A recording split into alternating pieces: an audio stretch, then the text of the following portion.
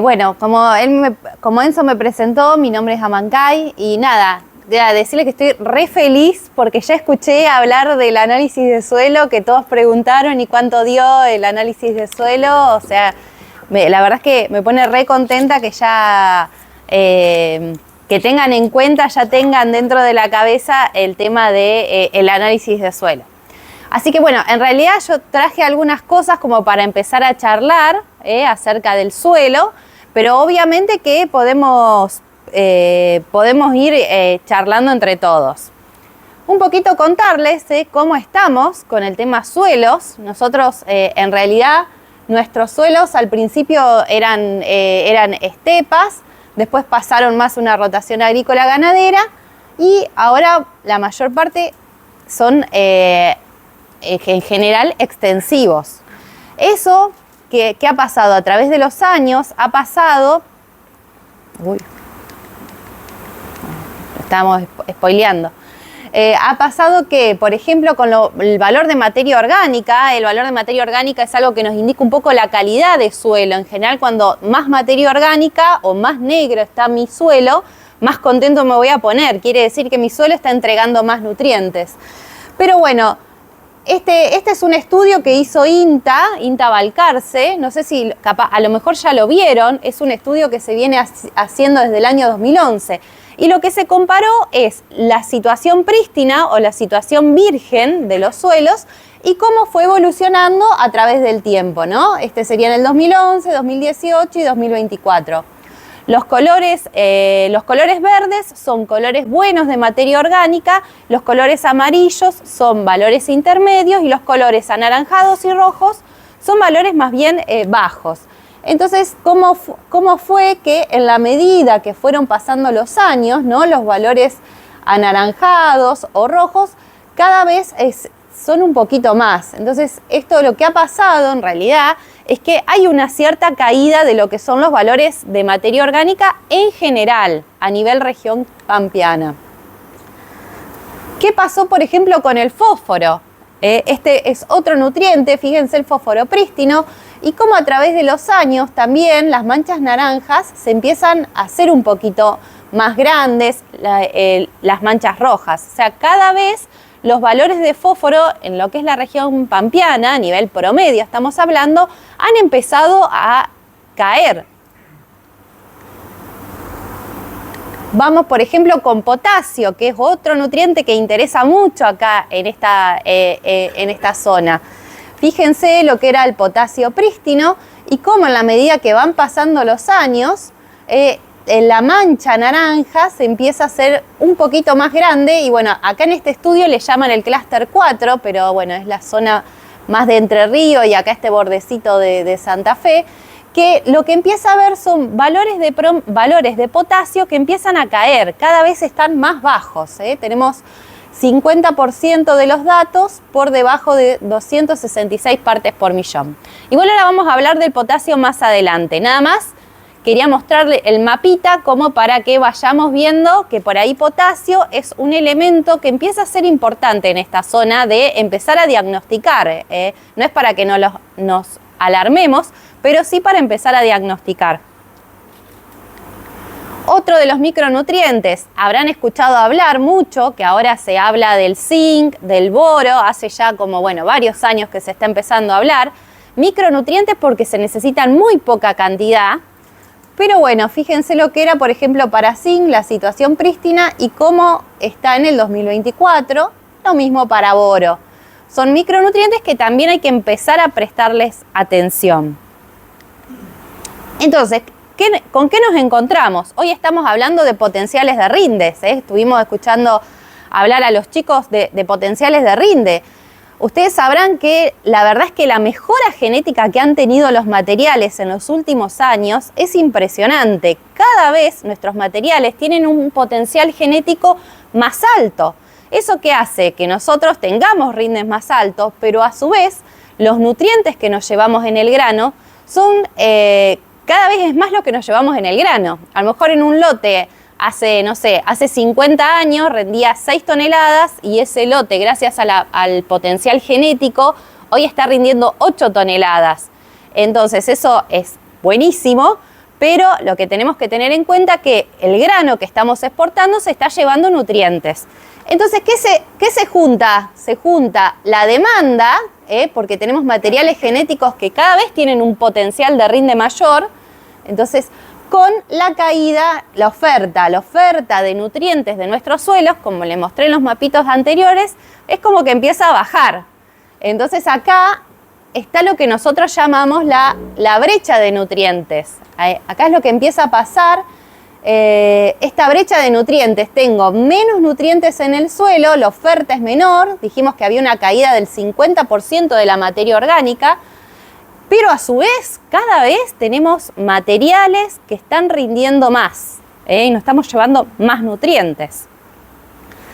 Entonces, ¿qué es lo que está pasando? A ver, esos nutrientes se pueden devolver, se pueden reponer con el aporte de abonos como guano, y escuché que fertilizaban con guano, que está buenísimo, se pueden reponer con fertilizantes. Pero ¿qué es lo que está pasando? Que la fertilización que hacemos no está cubriendo lo que nos llevamos con los granos.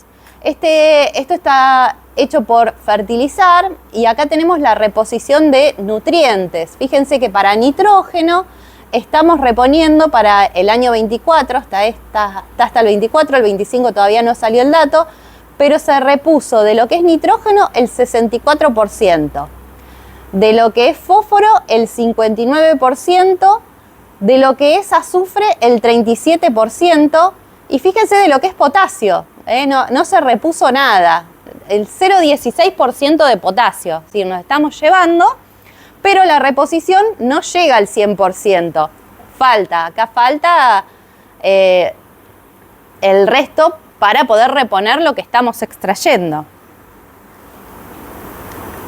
Cualquier cosa me paran, cualquier cosa me van parando. Okay. Sí. Ahí en el 2021 tuvo una reposición de nitrógeno del 95%, de fósforo y claro. nitrógeno. Netamente fue algo económico, los valores o por qué hubo esa reposición. ¿Tenés el dato de eso? Sí, acá no sé si fue cuando el tema de la sequía, que más adelante también traje algunos datos de nitrógeno del tema de la sequía. Lo que pasó acá, ¿qué pasó? Que nosotros sembramos, fertilizamos y pudimos cosechar nada o muy poco. Entonces, todos esos nutrientes volvieron al suelo. Entonces, cuando uno hace lo que nos llevamos con el cultivo y lo que se aportó, ahí dio positivo. Eso fue lo que pasó. Igual, más adelante traje algunos datos de lo que pasó también. Bueno, entonces, conclusión, estos son los nutrientes que exportamos de nitrógeno, fósforo, azufre. Esto está hecho la cuenta para la campaña 24-25. Y estos es el nitrógeno, el fósforo, el potasio y el azufre que se aplicó como fertilizante para esa campaña. ¿Cuál fue la conclusión? La conclusión en realidad fue un balance negativo para nitrógeno, para fósforo, para potasio y para azufre. Eso es un poco la cuenta para la campaña 24-25. Entonces, ahora sí, ahora vamos con las buenas noticias. ¿Qué estuvimos hablando de rendimientos, de brechas de rendimiento? Tenemos un rendimiento actual, ¿no? Que tenemos factores reductores, malezas, enfermedades, insectos. Tenemos un rendimiento factible y es acá cuando entra agua y nutrientes. Y obviamente el máximo alcanzable que va a depender de la radiación, el dióxido de carbono, temperatura, genotipo. Entonces, nosotros acá entramos con lo que es la fertilización. O sea, estamos un poco lo que salió hoy en la charla de prestar atención cómo estamos fertilizando para llegar a esos potenciales de rinde. Es esto lo que está acá. Lo que es nutrientes me va a ayudar a llegar a esos potenciales de rinde. Y bueno, ustedes dirán, ¿cuál es la respuesta a la fertilización? ¿Existe respuesta a la fertilización? Esto es un mega estudio para lo que es maíz, para lo que es trigo, para lo que es soja, Las barritas amarillas son testigo, es el cultivo sin fertilizar. Y las barritas rojas es el mismo, o sea, la misma parcela en el mismo lote fertilizado. Entonces, ¿qué es lo que se vio en este estudio? Que en maíz, el maíz fertilizado rinde un 15% más. Estamos hablando acá del mismo material, el mismo híbrido, en la misma localidad, sin fertilizar y fertilizado, el promedio de todos estos datos dio 15%, en trigo un 22% y en soja un 13%. Entonces, acá empezamos a entrar cómo manejamos nuestros cultivos. Empezamos a entrar como productores en cómo estamos manejando nuestros cultivos. Y un poco saber que con la fertilización vamos a poder llegar a esas brechas de rinde un poquito más alta. Entonces, ¿qué es lo que tenemos? Tenemos el valor del diagnóstico. ¿Cómo diagnosticamos? Podemos diagnosticar con el análisis de suelo. Yo trabajo en un laboratorio de suelos, el laboratorio Suelo Fértil, que se encuentra en Pergamino. Y uno piensa es solo mandar al laboratorio, pero en realidad no es solo mandar al laboratorio, ¿no? Hacer el análisis de suelo es un conjunto de procesos para que realmente sirva, que arranca por el muestreo de suelo. El muestreo de suelo es súper importante, una muestra que sea representativa del lote, que realmente pueda estar representando el lote, tiene que estar formada por muchos piques. Más o menos un lote, si hablamos de 30 hectáreas, ¿cuántos piques tendríamos que hacer? Un poquito más, 15, 20 piques. Para fósforo, fósforo es un elemento que es muy residual en el suelo y entonces por eso por ahí nos exige un poquito más de piques. Y estamos hablando de 15, 20 piques para fósforo, para el resto puede ser 15. Entonces recorremos el lote al azar y vamos tomando la muestra, un pique, o sea, y los metemos todo en una misma bolsita para formar una muestra compuesta. Entonces esa es la primera parte, que es el muestreo de suelo.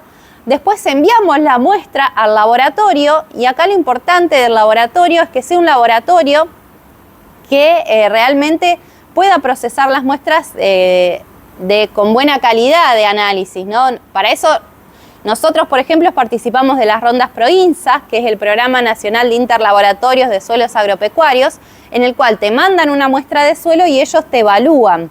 Si vos estás dentro de un más menos, te entregan el certificado que ustedes ven acá, de que tus resultados están dentro de un rango aceptable de los laboratorios. Así que bueno, eso. Y después, la otra parte que es muy importante cuando recibimos el análisis de suelo es la interpretación y la recomendación en base a ese análisis de suelo. Porque de nada sirve hacer todo si después no tenemos... no hacemos una recomendación en base al análisis de suelo, que obviamente acá tiene mucho que ver todo lo que es la información agronómica. Para poder hacer una recomendación de fertilización tenemos que contar con todo lo que es la información agronómica de la zona. Acá ya muchos hacen análisis de suelo porque veo que están con los datos de fósforo. Sepan que todos aquellos que están asegurados con la segunda tienen el beneficio del análisis de suelo sin cargo cada 50 hectáreas. Así que, bueno, es algo que lo pueden aprovechar. Y esto es lo que le contaba. Fíjense, esto que está acá, ¿cuántos gramos se piensan que es? Es para... 10 gramos, muy bien, 10 gramos. Exacto, esos 10 gramos es lo que se pesa para medir nitratos en el suelo. Y fíjense que esos 10 gramos están representando, si es un lote de 30 hectáreas, está representando 75 millones de kilos de suelo. Entonces, por eso es muy importante que la muestra sea representativa del lote. Yo acá no traje mucha información de cómo hacer el muestreo, pero obviamente que si hay alguna pregunta, alguna consulta de cómo hacer el muestreo, tranquilamente lo podemos charlar. Ya directamente a cómo se muestrea, un poco lo hablamos, ¿no? Si tenemos este lote, la idea es recorrer el lote en zigzag, pueden ir con un calador o con una pala, y se toma un pique acá, otro pique acá, otro pique acá, acá, acá, acá, y todo eso se pone en una sola bolsa para mandar al laboratorio. Que es ese, no son 15 piques, 20 piques, ¿no? ¿Cuántos piques? Son 5 piques. ¿Son 5 piques? Sí. La parte del muestreo. No, nos reímos porque dijimos pala, no. Pala no, calador. Calador sí. Sí. Sí, con el calador es más fácil que la pala. Si tenemos un calador, mucho mejor. Nosotros le explicábamos a Mancay porque ella nos pedía que para nitrógeno hagamos de 0 a 20 y de 20 a 40. Le decíamos que acá en Entre Ríos el de 20 a 40 es difícil. No. Ya sabemos que en Entre Ríos 20-40 no. Todo 0-20, todo 0-20 en Entre Ríos, ya sabemos. Mancay, por ahí lo que está bueno resaltar, me parece que para fósforo, porque todos entendemos la importancia, sabemos lo importante que es y sabemos la cantidad de guita, o capaz no lo sabemos, la cantidad de guita que nos podemos ahorrar. Sí. Ahora, no lo hacemos. No. No lo vamos a hacer. Tenés 300 hectáreas, 400 hectáreas que mostrar y yo no sé. Ahora, por ahí estaría bueno tomar conciencia y decir, bueno, lo hacemos un año cada 2, cada 3. Por lo menos para fósforo, ¿no? Claro. ¿Cuál crees algo razonable? Si todos los años no lo vamos a hacer. No. De hecho, está bueno tu pregunta porque en realidad para lo que es nutrientes poco móviles, como es fósforo, potasio, como es zinc, tranquilamente el análisis de suelo se puede hacer cada 2-3 años. No hace falta hacerlo todos los años. Lo que hay que hacer todos los años antes de la siembra es nitratos. Para decidir la dosis de urea, de Solmix, para eso sí, pero para lo que es fósforo arrancador, con hacer cada 2-3 años un análisis de suelo, ese análisis me puede servir para hacer el diagnóstico de las próximas 2 a 3 campañas. Así que bueno, por ahí como un alivio de que por ahí no está tan lejos, por ahí uno de cada 3 años podemos hacer ese análisis de suelo, por ahí puede servir. Una pregunta, un análisis completo. Sí. Todos los nutrientes. Hoy más o menos cuánto cuesta. Mira, cada 30 hectáreas, ¿no? Sí, más o menos estás hablando de 50.000 pesos por muestra de suelo. Y la muestra te está representando 30 hectáreas, o no sé, depende de las hectáreas que quieras representar esa muestra. O sea, te estoy hablando de materia orgánica, pH, fósforo, nitratos y azufre. O sea que en realidad es una inversión que es insignificante para decidir, ustedes con esto, sí, exacto. La decisión de poner el fertilizante bien o a la cantidad correcta, claro, poder tener 2 o 3 quintales más en esa hectárea. Exacto, por eso sí, es un montón de plata. O sea, no, la verdad es que no tiene sentido el costo del análisis de suelo, por llamarlo costo, que en realidad yo lo llamo una inversión hacer el análisis de suelo. Entiendo que es tedioso, pero bueno, se puede hacer cada 2-3 años y realmente estamos decidiendo en base a un dato que me va a decir si tengo probabilidad de respuesta a la fertilización o no. Porque a lo mejor estoy viendo que tenían 40 partes por millón de fósforo. Y bueno, por ahí, 40 partes por millón de fósforo, por ahí me conviene más apuntar al nitrógeno en vez de al fósforo en ese lote. Y así hay 1.000.000 de historias, porque cada lote es único. Después tenemos lotes que tienen 5 partes por millón de fósforo y que están re bien de nitrógeno, entonces conviene apuntar al arrancador y no al... La diferencia, o sea, acá en la zona de Entre Ríos dice que tenemos 40, nosotros en nuestro caso teníamos 40 partes por millón, pero yo no recuerdo cuánto era de esas partes lo que estaba disponible. Porque al tener mucha arcilla, a veces de esa cantidad de fósforo no están todos disponibles. Claro. Pero bueno, o sea, lo puse como un ejemplo, digamos, de cómo decidir a qué fertilizante apuntar en base al análisis de suelo, ¿no? Como que no es que no se va a fertilizar con fósforo, pero por ahí haces la dosis más baja en fósforo y haces más alta en lo que es urea Solmix. O al revés, si el análisis de suelo da al revés, ¿no? Apuntás más fuerte al fosforado y más bajo a lo que es el El nitrogenado. Sí, por ahí estás fertilizando con 100 kilos de MAP, porque estás poniendo fósforo porque sí, o si capaz preferible poner 80 kilos de algo que tenga zinc. Claro. No falta zinc. O fertilizar con urea y potasio. Tal cual. Sí. Es ver qué te está faltando. Son esas las respuestas que da el análisis de suelo. Esas son un poquito las respuestas que da el análisis de suelo. Bueno, esto un poquito lo que estábamos hablando, los nutrientes poco móviles, que son el fósforo, que como tienen cierta residualidad, tranquilamente lo podemos hacer cada 3 años, y que el muestreo es 0,20 centímetros, y es importante conocer el nivel de fósforo que tenemos en el suelo, porque eso nos va a definir si hay respuesta o no a la fertilización. Entonces yo ahora les vuelvo a traer los mapas y les pregunto, a ver, ¿alguno de ustedes escuchó a sus abuelos decir que fertilizaban? No, nunca. Pero claro, ellos no fertilizaban porque estaban acá. Realmente, bueno, hoy el suelo que nos toca es este, o sea, el suelo en donde nos toca producir es este. Entonces, ahora sí empieza a ser más relevante el tema de saber cómo estamos de fósforo. En cuanto a los umbrales de fósforo son diferentes para lo que es soja, maíz, trigo, alfalfa. Por ejemplo, para lo que es maíz estamos hablando de un umbral de 16 partes por millón. ¿Qué quiere decir? Que si yo hago el análisis de suelo y me da por debajo de 16, quiere decir que voy a tener alta probabilidad de respuesta a la fertilización. Así se interpreta el análisis de suelo. Para soja, por ejemplo, es 12 partes por millón, para trigo 18 y para alfalfa 24 partes por millón. O sea, eso sería un poco cómo se interpreta el análisis de suelo. Hago el muestreo, mando la bolsita al laboratorio, el laboratorio me va a dar como una hojita y me va a decir fósforo Bray, tal valor. Lo comparo con estos umbrales, entonces decido si me conviene o no fertilizar o si apunto fuerte a la fertilización o no. Estos son algunos datos de acá, de algunos datos del laboratorio. Y bueno, por ejemplo, para Victoria, el 33% de los datos está a menos de 10 partes por millón, el 31% de los datos está entre 10 y 20, y el 36% más de 20 partes por millón.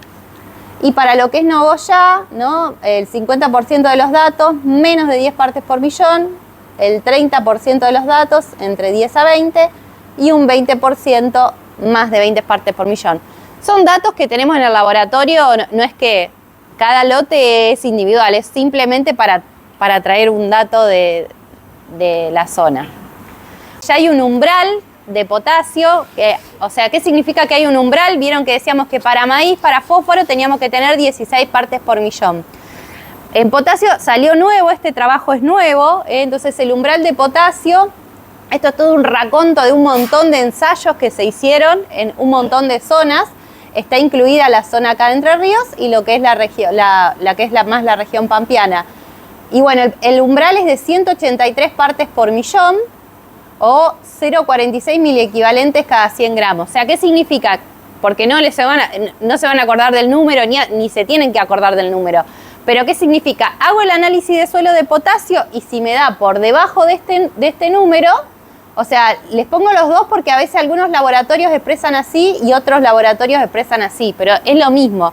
Entonces, si está por debajo es que tengo deficiencia de potasio y que mi maíz va a resignar rinde porque le falta potasio. Eso es lo que significa.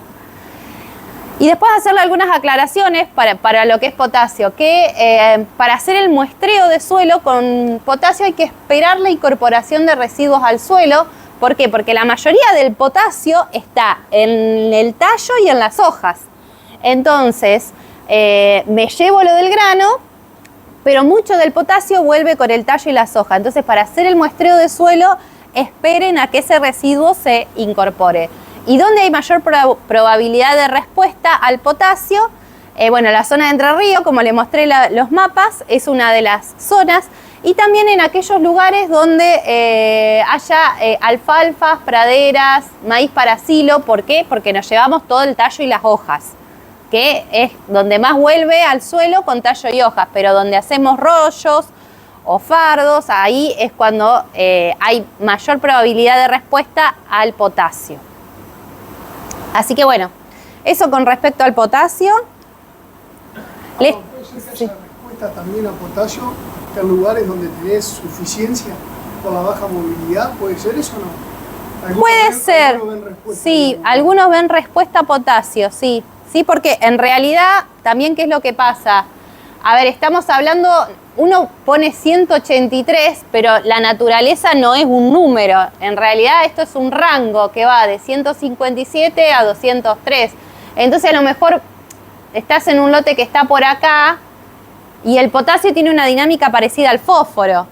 O sea, es bastante variable, entonces por ahí el promedio te da así, pero en alguna partecita tenés un valor bajo de potasio y ahí se expresa esa deficiencia de potasio. Así que sí, puede ser. Y bueno, un poquito les traje los valores de suelo fértil, la base de datos para lo que es la zona de Entre Ríos. Fíjense, los agrupé de a 2 años, año 20 y 21. El promedio de potasio era 375, 22-23, 212 partes por millón.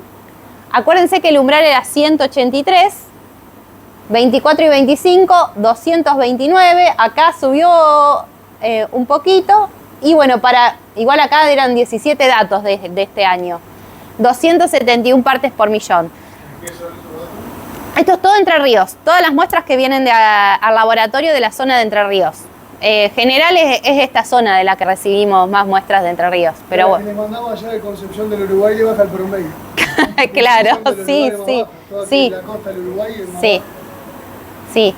Pero bueno, si bien están por encima del umbral, están bastante cerca, están ahí 200, 220, están ahí cerca de 180. Entonces puede ser que algún lote presente o exprese esa deficiencia de potasio.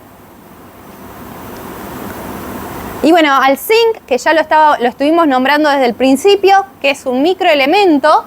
El umbral de zinc es una parte por millón, es decir, hago el análisis de suelo y me da por debajo de una parte por millón, ahí voy a tener alta probabilidad de respuesta a la fertilización. Una cosa con respecto al muestreo de zinc que quería comentarles, que ojo, cuando uno va a muestrear con zinc no hay que usar elementos galvanizados. Vieron que cuando uno muestra con el calador siempre lleva una cucharita de plástico que sirve para sacar la muestra de ahí del calado. Esa cucharita el 99,9% de las veces se pierde en el campo, se pierde.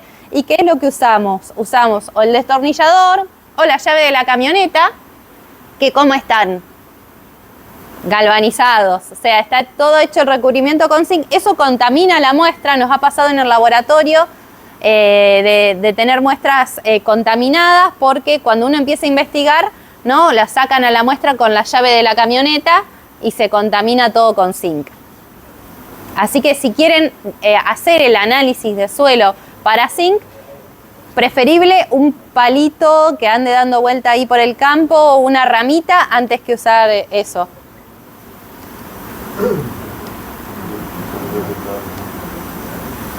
Bueno, y otra vez la misma pregunta. Otra vez, fíjense el prístino, cómo era el prístino de zinc. ¿Por qué hace 10 años que empezamos a hablar de zinc? Porque este es el suelo que nos toca hoy, una reducción de un 83% de los valores de zinc respecto al prístino.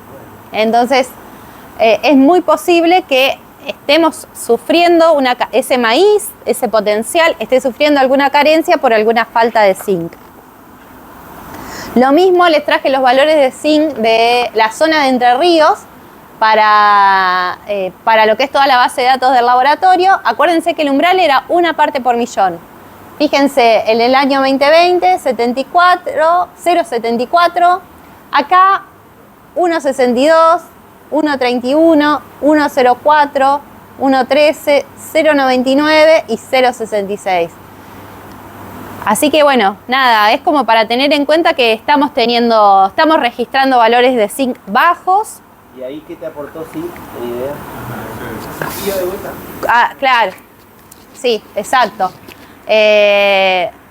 Sí, tenemos mucha residualidad de la sequía, vuelve todo al suelo, todo lo que vos aplicaste, si aplicaste fertilizante, volvió al suelo y lo que no volvió como el fertilizante, volvió como lo que no pudiste cosechar, que quedó todo para el suelo. Lo que pasa es que tampoco las muestras son del mismo campo un año y el otro. No, esto es un raconto, o sea, esto es un raconto de todo lo que es lo que llegó de Entre Ríos, no son precisamente del mismo lote. Bueno, te están mostrando que el cine es móvil, digamos. No, es lo que a lo mejor no lo interpretaría como que es móvil, sino esto es como, fíjate que acá son 300 muestras, acá son 53 muestras, por ahí también es un tema de las muestras que llegaron al laboratorio. Las muestras, o sea, a algunos años llegan muchas muestras, otros años llegan pocas muestras, entonces Claro. no es parejo, digamos, la llegada de muestras. Claro, 2016 tiene 6. Y eso puede estar variando. Pero el zinc es inmóvil en el suelo. Pero puede ser. Por lo menos suena muy raro ese valor en el 2020, 0,7 y después que aumenta tanto. Puede ser que en el 2020 hayan llegado muestras de los lugares que más deficiencias se veían. Puede ser, sí, puede ser. Puede decir, bueno, empiezan los comentarios y todo el mundo lo empieza a hacer y seguramente llegaron muestras de lugares que no estaban tan mal. Sí. Porque ¿por qué se va a disparar tanto ese valor? Sí, sí. Sí puede ser, porque es el año más en que se empezó a hablar con mayor potencia en el zinc y por ahí muchos productores empezaron a diagnosticar, a ver si tenían deficiencia de zinc o no. El análisis de zinc también se puede hacer tranquilamente cada 2-3 años, no hace falta hacerlo todos los años, así que tranquilamente junto con el fósforo cada 2 o 3 años se puede evaluar el zinc. Y lo más importante que quería comentarles es qué pasa si yo detecto esa deficiencia de zinc. Si yo detecto esa deficiencia de zinc, vamos a enfocarnos en maíz. Para la zona norte, la respuesta promedio es de 635 kilos. Es decir, hago el análisis de suelo, me da menos de 1 parte por millón. Mi probabilidad de respuesta si fertilizo con zinc es de 600 kilos para lo que es maíz, para la zona norte. Entonces es una diferencia más que interesante. Para lo que es soja, la respuesta es 231 y para lo que es trigo, 275.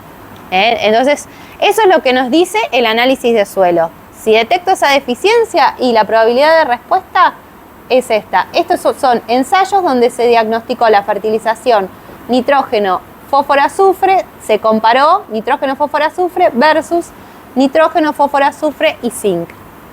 Y esa es la diferencia que se tiene de rinde solo por aportar zinc.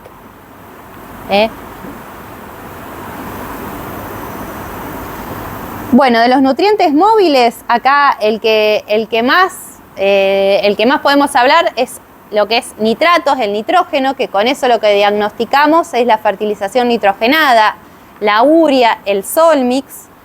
Y fíjense entonces, ¿qué tenemos que hacer para el nitrógeno? Esta demanda puede ser que la oferta del suelo sea muy alta o mediana y se puede cubrir con algún fertilizante. Fíjense, este es un mapa del año 2008 y este es del año 2009. Acá este es un ejemplo también donde hablábamos de cosechar la sequía, esto que decíamos de cuando no se pudo cosechar al otro año, quedó una residualidad de nitratos súper alta. Esto también pasó, esto también es la zona de Entre Ríos. Fíjense los nitratos. Puse mayo-junio del año 22, 23, 24 y 25. Y fíjense cómo en el año acá, que también fue después de la sequía, teníamos casi 68 kilos de N versus el resto de los años que están entre 30 y 40. Entonces acá otra vez fue lo que pasó de que había 34 kilos de más, casi 73 kilos de urea más, porque no se cosechó. ¿Cómo se usa el dato de nitrógeno de nitratos? Acá el dato no se usa como el caso de fósforo y como el caso del potasio. Acá el dato de nitratos se usa el nitrógeno que tengo que aportar como fertilizante es igual a un umbral menos el nitrógeno que me da el suelo. Ese umbral va a depender de cada zona, pero acá para la zona de Entre Ríos, por ejemplo, para maíz se habla de un umbral de 190 kilos de N y para trigo de 140 kilos de N, menos X, y X es el nitrógeno que me aporta el suelo. Eso le tengo que restar lo que me da el suelo.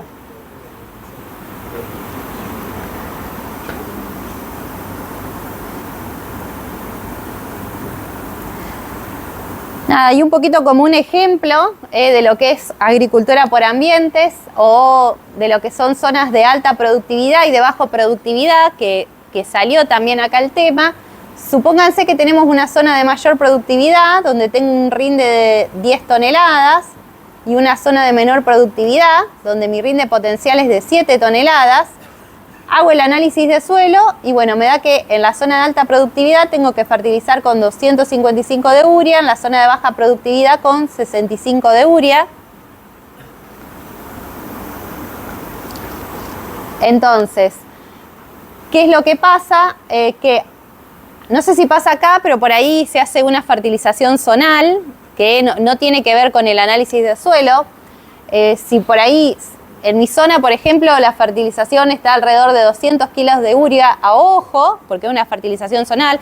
Acá la fertilización zonal capaz que sea 100 kilos de urea. Entonces, es nada más para pensar un poco, ¿no? ¿Qué pasa acá que necesitaba 255 de urea y se fertilizó con 200? En realidad van a faltar 55 kilos de urea, va a faltar nitrógeno. ¿Y qué pasa acá? Que necesitaba solamente 65 y que se echó solamente el promedio zonal.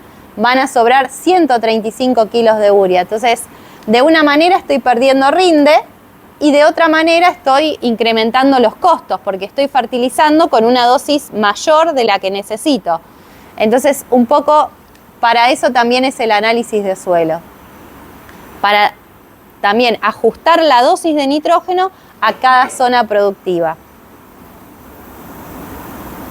Estos son resultados de agricultura, de hacer agricultura por ambiente. Acá lo que se compara es hacer agricultura por ambiente versus no hacer agricultura por ambiente y bueno, también está una respuesta económica a favor de la agricultura por ambiente. ¿Por qué? Porque reducimos costos. A veces se aplica menos fertilizantes y a veces también rinde más en las zonas que... sí. El nitrógeno, la urea, ¿no? Cuando se aplica al maíz o al trigo, casi todos tratamos de aplicar antes de una lluvia para que se incorpore. Sí. Pero muchas veces viene un lluvión de 100 milímetros. Sí. Eso no es bueno, ¿no? Porque se lava mucho la urea también. Claro, ustedes acá igual tienen un BT arcilloso bastante potente, que a ver, sí, el nitrógeno es móvil y sí, ante una lluvia muy abundante puede lavarse. Pero bueno, en el caso de ustedes tienen un horizonte A y tienen un horizonte B que es muy arcilloso y que sería... No digo que sería imposible, pero es bastante difícil que pueda pasar ese horizonte B tan arcilloso. Pero puede suceder, ¿no? Puede suceder, se puede lixiviar el nitrógeno. Más que nada acá por descubrimiento. Claro, exacto. Lo que puede ser peor sería una lluvia muy potente y que pase de una zona que se erosione, ¿no? Que se erosione y que se... En ese caso, yo tengo que fertilizar el maíz, ¿no? Hay un pronóstico de 50 milímetros. Sí. ¿Antes o después de la lluvia? ¿Cuál sería la mejor? Antes de la lluvia. Antes de la lluvia para que se incorpore la urea sería. Claro, pero si esos 50 milímetros vienen así de una que te lava, ¿cuál sería la opción mejor? Claro, y si vos tenés un lote con mucha pendiente, claro, si vos tenés un lote con mucha pendiente, capaz que podés esperar, pero después tenés que ver cómo lo incorporás, ¿no? Por más que esté húmedo el suelo, se tiene que incorporar esa urea. Sí, hay que tener en cuenta el tema de las pendientes.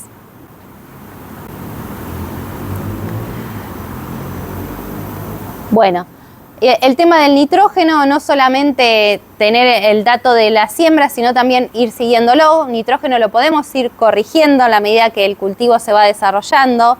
Podemos hacer mediciones de nitrógeno en planta o también, bueno, también con imágenes satelitales para ver si nuestro cultivo está bien nutrido. Otro de lo que es súper fácil de hacer y que lo pueden hacer ustedes, las franjas de referencia, que también hablaron acá.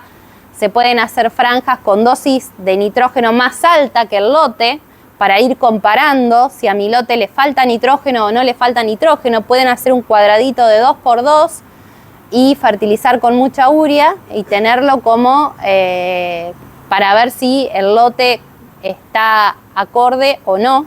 ¿Tienen algún trabajo sobre fertilización en 2 etapas en el mismo cultivo? Ponele, si tengo que tirarle 100 kilos de urea, por decirlo. Claro. Ponerle 50 kilos ahora y en otra etapa del cultivo los otros 50. Claro, sí, sí. ¿Tienen algún...? Sí, de hecho cuando uno hace el análisis de suelo y si te da una dosis alta de nitrógeno, lo más recomendable es repartirla la dosis, ¿no? Porque por esto que puede pasar de que uno ha pasado que por ahí uno fertiliza, echa mucha urea, invierte mucho, 150 kilos de urea a la siembra y te pasa esto de la lluvia, es mucho lo que perdés, digamos, porque se te puede erosionar, se te puede lavar. Entonces, a lo mejor una estrategia es dividir la dosis, hacer un 60% al inicio y un 30% más al estado de B6 o macollaje si estamos hablando de trigo, y que ya más o menos ves cómo viene la campaña también, más cerca de... También se puede dividir. Pero hay diferencias en el rinde después al dividirlo. Ese sería mi...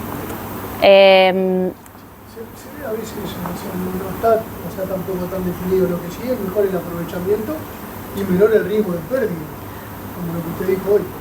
Claro, vas acompañando el crecimiento del cultivo. Lo que tenés que tener en cuenta siempre es que la segunda fertilización o la refertilización que esté acompañada de agua, digamos, también.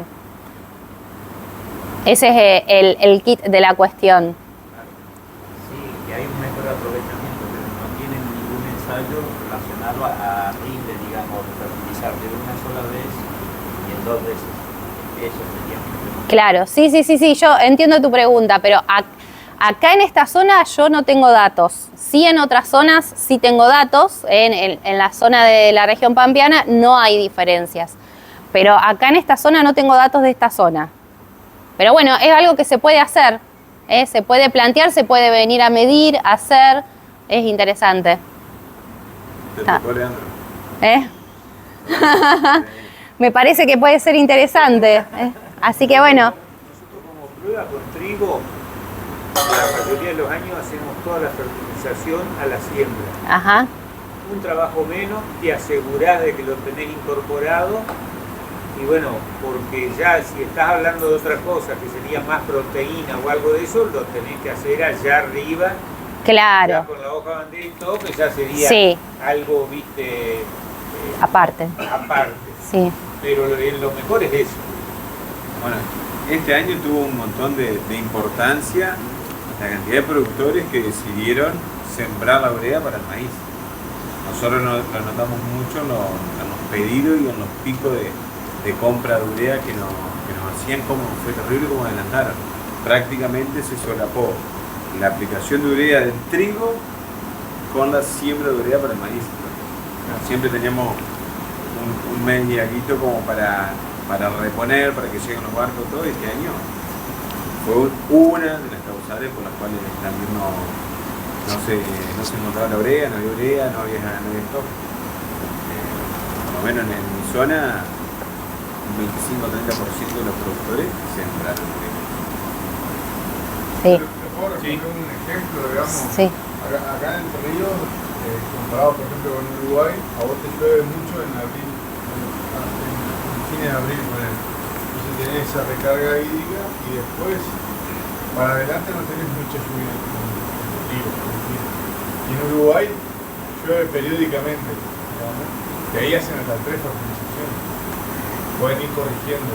Pero acá, como decía el señor, vos hacer una fertilización, uria no tener mucha pérdida y asegurar el tiro. Y después, es más, se te puede complicar corregir, digamos.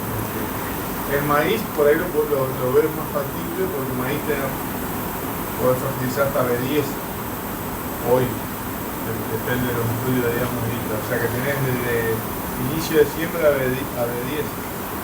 Tenés un mes, te diría, hasta B8, ponele que puedas entrar, para tomar esa decisión. Porque por ahí te pueden acompañar la lluvia, pero en trigo es muy difícil. Claro, sí. En el caso de repartir, el tema del agua es súper importante. Así que están buenas las aclaraciones. Paso un chivo de la cooperativa. Sí. Ahora que la URI y todo eso, por ahí con una inversión mínima, podría acercarse con su asesor de confianza, ver las imágenes satelitales y ya podemos tener una idea cómo es nuestro lote.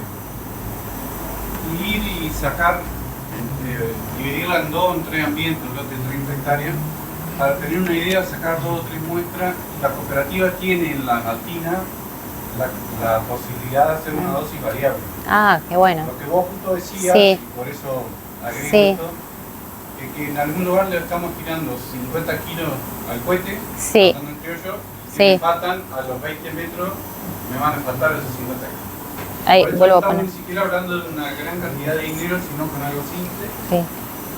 Ese mapita que ven ahí, que yo explicaba muy Ahí está.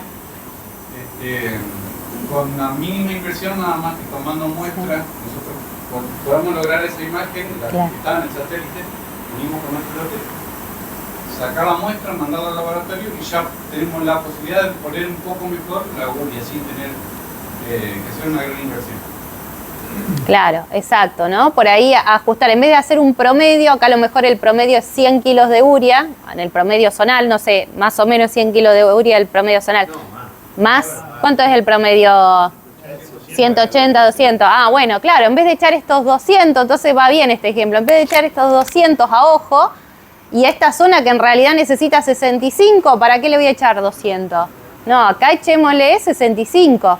Y estos 135 los pongo acá, en esta zona, en la zona verde. Eso me parece más que interesante. Así que buenísimo si tienen la posibilidad de acá desde la cooperativa hacer esto desde todo punto de vista, desde el punto de vista de la rentabilidad, del bolsillo y también de la sustentabilidad ambiental, ¿no? Así que bueno, genial, buenísimo. Bueno, el azufre es otro nutriente que es súper importante, forma proteína junto con el nitrógeno. Y si detectamos la deficiencia de azufre, que el umbral está alrededor de 10 partes por millón, de 10, 9,9 o 10 partes por millón, lo que tiene de bueno el azufre es que se satura la respuesta con 15-20 kilos. Y por ejemplo, para trigo, si detecto la deficiencia de azufre, tengo una respuesta promedio de 300 kilos, para maíz de 700 y para soja de 348. Es decir, si detecto la deficiencia de azufre, esas son las respuestas que puedo llegar a tener. Ahora brevemente comentarles un poquito de lo que son la paleta de fertilizantes de ACA. Así como también toda la parte genética tuvo un avance, que ahora tenemos potenciales de rinde cada vez mayor, también todo lo que es la industria del fertilizante fue avanzando y se fue modernizando. Fíjense que al principio teníamos los commodities que todavía son muy buenos y siguen sirviendo, ¿no? Como el DAP, MAP, Super Triple, Uria, pero empezaron a aparecer otras soluciones, empezaron a aparecer el Solmix, mezclas físicas, Uria protegida, y hoy tenemos desde acá, ¿no? Lo que es la línea de fertilizantes Premium by Crescencial SZ y S9, que creo que ya los conocen, ¿no? Porque los han usado, ¿no? ¿No los conocen? ¿No los conocen? Bueno, acá veo que en los ensayos que mostraron al inicio usaron el SZ. El SZ tiene 12 de N, 40 de pentóxido y 10 de azufre y 1 de zinc, ¿no? Y si no tenemos el otro, el S9, 10 de nitrógeno, 46 de pentóxido y 9 de azufre. ¿Cuál voy a elegir, o el otro? Y en función del análisis de suelo, ¿no? ¿Cuál es la diferencia que tiene MyCresential? ¿O por qué estamos hablando de MyCresential? Lo que nosotros notamos de MyCresential es que absorbe más fósforo. Acá si comparamos un control sin fertilizar versus un MAP versus MyCresential. MyCresential ya a partir de los 30 días empieza a haber una mayor cantidad de fósforo absorbido en la planta. Esto está hecho por la Universidad Nacional de Luján. Eso es una de las características. Otra característica es que es una mezcla química. Saben que la mezcla química, cada granulito todo tiene nitrógeno, fósforo, azufre y zinc. No es como una mezcla física que uno mezcla, no sé, por un lado un gránulo que tiene nitrógeno, por el otro tiene fósforo, sino que están todos juntos. Otra de las cosas es que tiene zinc. Y otra de las cosas que es muy importante es que tiene azufre en dos formas. Tiene azufre inmediatamente disponible, es decir, apenas ponemos el fertilizante hay azufre disponible para la planta. Y después hay un azufre que se va liberando lentamente. ¿Y por qué es importante esto? Ustedes hoy hablaban del tema del nitrógeno, que cuando le falta nitrógeno a la planta se empiezan a secar las hojas de abajo. ¿Por qué? Porque el nitrógeno de ahí va al marlo. ¿Por qué pasa eso? Porque el nitrógeno es móvil en la planta, pero en el caso del azufre no es móvil. El azufre no puede movilizarse, dentro de la planta le cuesta mucho movilizar. Entonces es importante que el azufre esté liberándose lentamente para que la planta lo pueda tomar cuando lo necesite y no tenga que gastar energía removilizándolo dentro de la planta. Nada, algunos ensayitos, mostrarle rápidamente algunos ensayitos. Esto está hecho acá en Entre Ríos. Esto es el control, DAP y MyCresential. Están igualándose la cantidad de fósforo. Tenemos 472 kilos por hectárea a favor del MyCresential SZ. Y después estos son ensayos que empezamos a hacer con el equipo de desarrollo y empezamos a igualar costos del microgranulado. No sé si en las zonas han escuchado hablar, por ahí un microgranulado de 40 kilos que por ahí se echa por hectárea. ¿Qué hicimos? Tomamos el precio de este microgranulado, cuánto nos salió y esa misma plata la invertimos en MAP y la invertimos en MyCresential. Y esos son los tipos de ensayos que empezamos a hacer, ¿no? Y la verdad es que con la misma plata los resultados son muy similares y hasta un poquito a favor de MyCresential. Lo mismo hicimos, eso fue con maíz, lo mismo hicimos con trigo. Fíjense, este es el control, esto es 117 kilos de MyCresential, que en el año que lo hicimos era la misma plata que 40 kilos del microgranulado y tuvimos a favor 243 kilos. Y esto es la residualidad de la soja. No se fertilizó la soja, pero detrás del trigo vino la soja y en la parcela de MyCresential hubo 261 kilos a favor de la parcela de MyCresential. Eso habla de la residualidad de este fosforado. Y ya como para enganchar con lo primero que vimos, ¿no? El balance de nutrientes, si comparamos con la demanda de un trigo de 4 toneladas, el MyCresential está muy acorde a lo que es la demanda de fósforo, azufre y zinc de un trigo versus el microgranulado, ¿no? Que deja negativo en fósforo, negativo en azufre y en zinc, en zinc queda bastante parecido. Es nada más comentarles eso. La relación insumo-producto también nos va a ayudar, el análisis de suelo también nos va a ayudar a decidir con mayor certeza en función a la relación insumo-producto del momento. Y nada, dejarles estos últimos mensajes, que existen brechas de rendimiento que podemos alcanzar. Hoy vimos un montón de materiales muy buenos. Los suelos poseen una dotación de nutrientes en baja, hay que monitorear. Cada vez los potenciales de rinde son mayores. La fertilización es una herramienta para alcanzar esos potenciales de rinde. Y hay que diagnosticar, cada lote es único, hay que analizar cuál es la estrategia que mejor calza en cada lote. Y dejarles este último mensaje, ¿no?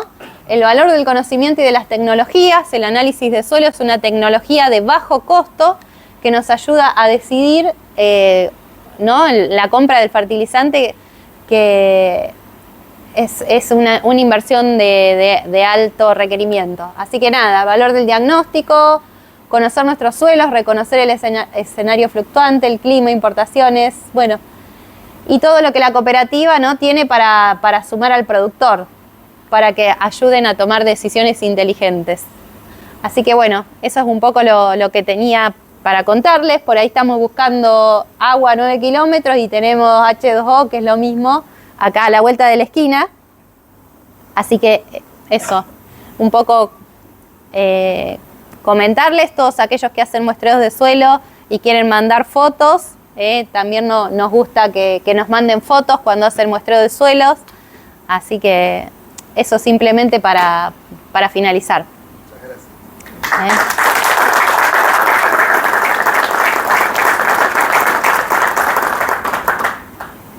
Agradecer especialmente al ingeniero Leandro Muso, que yo lamentablemente no pude concurrir al ensayo a campo. Me contaron mis compañeros de consejo que estuvo muy lindo, muy interesante, y acá se ven los resultados hoy.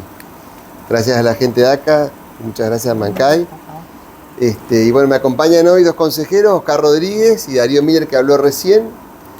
Todo esto que estuvimos hablando hoy, se vieron los ensayos de maíz, los rendimientos con la cantidad de plantas por metro, que todo hace a buscar el rendimiento, economizando también semilla, y también con el tema de fertilizantes, sumamente importante. Estas charlas la cooperativa siempre las promueve a pesar de que nosotros venimos concurriendo a bastantes charlas por año, siempre en cada charla hay algo nuevo para aprender. Así que muchísimas gracias por haber venido hoy y bueno, los invitamos a compartir algo en el quincho. Gracias.